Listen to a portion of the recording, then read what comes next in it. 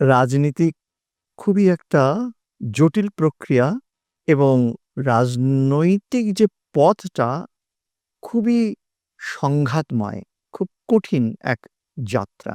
আওয়ামী লীগের ভোট ব্যাংকটা আসলে কোথায় যাচ্ছে? আমার মনে হয় তাদের একটা বড় অংশই ভোটদানে বিরত থাকবে। দর্শক নাগরিক প্রতিদিনের সপ্তাহে আপনাদেরকে স্বাগত জানাচ্ছি। আমি ফারদিন আলম। আজকে আমাদের নিউজরুমে আমাদের সাথে উপস্থিত রয়েছেন একজন কবি ও কথাসাহিত্যিক এবং রাজনৈতিক বিশ্লেষক জনাব মুজতবা আহমেদ মুর্শেদ। আপনাকে স্বাগত জানাচ্ছি। অসংখ্য ধন্যবাদ ফারদিন। নাগরিক প্রতিদিনের যারা দর্শক শ্রোতা আছেন সকলের জন্য শুভেচ্ছা। ধন্যবাদ। আমরা দেখছি যে গণ অধিকার পরিষদ এবং দলটির যে চেয়ারম্যান যিনি ছিলেন জনাব নুরুল হক নূর, তিনি কিন্তু বিএনপির হয়ে এবার নির্বাচন করার সিদ্ধান্ত নিয়েছেন এবং সেই সাথে আমরা দেখলাম যে সাধারণ সম্পাদক দলটির রাশেদ খান, তিনিও কিন্তু পদত্যাগ করেছেন এবং বর্তমানে গণ অধিকার পরিষদের ভবিষ্যৎ কি দেখছেন? আপনার যে প্রশ্ন, তার আগে যা কথা, সেটার মধ্য দিয়ে উত্তর যে গণ অধিকার পরিষদ একটি জনগণ ঘেঁষা রাজনৈতিক দল নয়। সেই রাজনৈতিক শক্তি তারা অর্জন করে নাই। যদি করত তাহলে তারা তাদের রাজনৈতিক দলের ব্যানারটা নিয়েই মানুষের কাছে যেত যে আমাকে ভোট দিবেন। তো যখন নাম আছে মানুষগুলোর এবং তাদের রাজনৈতিক দলের নাম মানুষ জানে এতটুকুন, কিন্তু জনগণ নাই, তার মানে তাদের ভোট নাই। ভোট না থাকায় অথচ তাদের ইচ্ছে আছে আমি নির্বাচিত হব, সংসদে যাব। এই একদিকে তাদের শক্তি না থাকা, আরেকদিকে তাদের আকাঙ্ক্ষা রাজনৈতিক সংসদে যাওয়ার, এটার পরিণতি হচ্ছে যে তারা একটা বৃহৎ শক্তির রাজনীতি, সেই রাজনৈতিক দলটা বিএনপি, সেই বিএনপির এখন উজ্জ্বল সম্ভাবনা রাষ্ট্র ক্ষমতায় আসার। তো এই বিষয়টাকে কেন্দ্র করে তারা এখন যেখানে শক্তি সঞ্চয় হবে, তো ব্যাপারটা এতটুকুনি। তাহলে বাংলাদেশে এই ছোট ছোট যেসব রাজনৈতিক দল নিজেদেরকে দাঁড় করার চেষ্টা করছে, প্রতিষ্ঠা করার চেষ্টা করছে, তারা কেন উঠতে পারছে না? আমরা দেখছি যে আমরা আগে যেটি দেখছি মুক্তিযুদ্ধের পর থেকে আমরা যেটি দেখছি যে আওয়ামী লীগ, বিএনপি, জাতীয় পার্টি, বাংলাদেশ জামাত ইসলামী, এরপরে কি আরো কোনো বড় দল কেন তৈরি হচ্ছে না? বিষয় হলো কি, রাজনীতি খুবই একটা জটিল প্রক্রিয়া এবং রাজনৈতিক যে পথটা খুবই সংঘাতময়, খুব কঠিন এক যাত্রা। এই প্রক্রিয়ায় যারা যুক্ত থাকেন তারাই একদিন নেতা হয়ে ওঠেন। তাদের হাতে একটি রাজনৈতিক দল সত্যি সত্যি শিকড় পায়, ভূমিতে তার শিকড় গিয়ে বড় একটা বৃক্ষ হয়। কিন্তু এই প্রক্রিয়া যারা হজম করতে পারে না, যারা খুব দ্রুত গতিতে লাভবান হতে চায়, তো একটা রাজনৈতিক দলের নাম আমি তৈরি করে দিলাম, এরপরে আমার একটু নামডাক হয়েছে, এবং আজকাল তো নামডাক হওয়ার জন্য খুব সহজ পন্থা হচ্ছে সোশ্যাল মিডিয়া। মাঠে তার কি অবস্থান, মানুষের কাছে সে যেতে পারে কি পারে না, মানুষ তার ডাকে সাড়া দেয় কি দেয় না, এগুলো কোনো বিষয় না। ফলে এই যে সহজে রাজনীতির মধ্য দিয়ে ফল পেতে চায়, নিজের ব্যক্তি যে লাভ সেটা অর্জন করতে চায়, সেরকম জায়গায় তো রাজনৈতিক দল গড়ে উঠবে না। এবং এই মানুষগুলো যাদের নাম বললেন, তাদের যে আচরণটা যদি আমরা টেবিলের উপরে সাজিয়ে বিশ্লেষণ করি, পর্যবেক্ষণ করি, তাহলে তাদের ধৈর্য নাই। তারা এই বন্ধুর পথ পাড়ি দিতে জানে না, কষ্ট সহ্য করতে পারে না। আওয়ামী লীগ এক বিশাল ভোট ব্যাংক নিয়ে এখনো আছে। আওয়ামী লীগের অনেক সাপোর্টার এখনো আছে দেশে। তো আওয়ামী লীগের ভোট ব্যাংকটা আসলে কোথায় যাচ্ছে?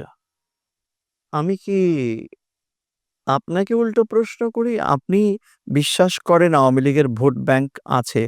আপনার মন্তব্যে কত % আছে?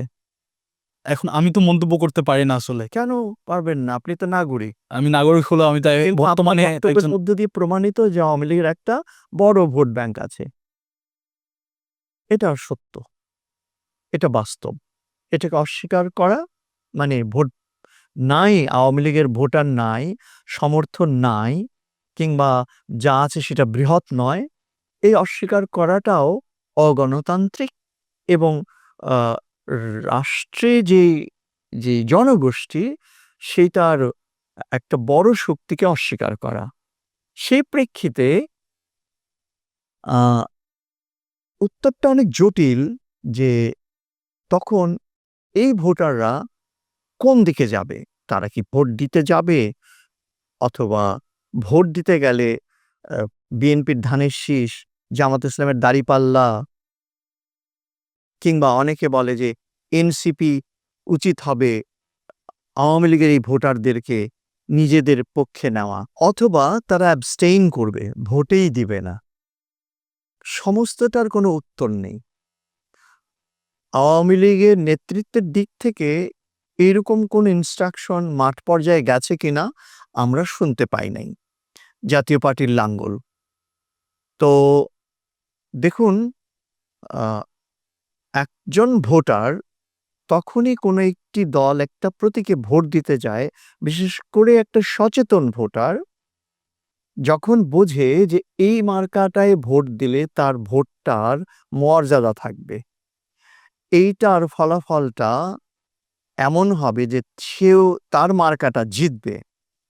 তো জাতীয় পার্টির যেই নেতৃত্ব এখন খুবই ভঙ্গুর, এবং জাতীয় পার্টির সারা দেশ জুড়ে নেটওয়ার্কটা খুবই ভঙ্গুর। রংপুরে যেটুকুন ছিল জেনারেল এরশাদ বেঁচে থাকাকালীন, সেই শক্তিটাও এখন দুর্বল। সেজন্য সারা দেশ জুড়ে আওয়ামী লীগের ভোটাররা জাতীয় পার্টির দিকে ছুটবে, আমার এটা মনে হয় না।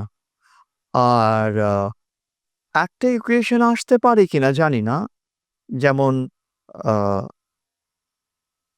সজীব ওয়াজেদ জয়, সে বলেছে কিছুদিন আগে যে বিএনপির সাথে আমাদের মতভেদ আছে, কিন্তু বিএনপি আমাদের শত্রু নয়। জামাত ইসলাম মুক্তিযুদ্ধ বিরোধী, সুতরাং জামাত ইসলাম আমাদের শত্রু। এটা যদি ধরা হয় ইতিবাচকভাবে, আওয়ামী লীগের ওই চিন্তা যে আমরা রাজনীতি করতে পারছি না, আমরা নির্বাচন করতে পারছি না, কিন্তু আমরা স্বাধীনতা যুদ্ধের সাথের যে শক্তি, ওই ইতিহাসের সঙ্গে যে ওই গৌরবের সঙ্গে পথ চলার যে রাজনৈতিক শক্তি, অন্ততপক্ষে বিএনপি, তো অ্যালাইনমেন্টটা বিএনপির সাথে, তাহলে জামাতকে আমরা রুখে দেব। সেইখানে এরকম একটা কোনো ইকুয়েশন থাকতে পারে কিনা, এটা একটা ভাববার। আবার অনেকে বলে যে কৌশলগতভাবে জামাত ইসলাম মাঠ পর্যায়ে অনেক ভোটারকে কিনে নিতে পারে। তো এই যে আলাপগুলো, দেখুন এগুলো আলাপের বাস্তব ভিত্তি খুঁজে বের করাটা খুব জটিল, কেননা এরকম সার্ভে করাটা এখন যাচ্ছে না। আর জনগণের পালসটা, বিশেষ করে আওয়ামী লীগের যারা ভোটার, ভোট দিয়েছে, যারা ভালোবাসে আওয়ামী লীগকে, আ আমার মনে হয় তাদের একটা বড় অংশই ভোটদানে বিরত থাকবে। অসংখ্য ধন্যবাদ আপনাকে। আ আমারও খুব ভাল লাগলো। একটা ভালো সময় কাটলো, এবং আমার দিক থেকে আবারও শুভেচ্ছা, এবং নাগরিক প্রতিদিনের যারা দর্শক শ্রোতা সকলকে শুভেচ্ছা।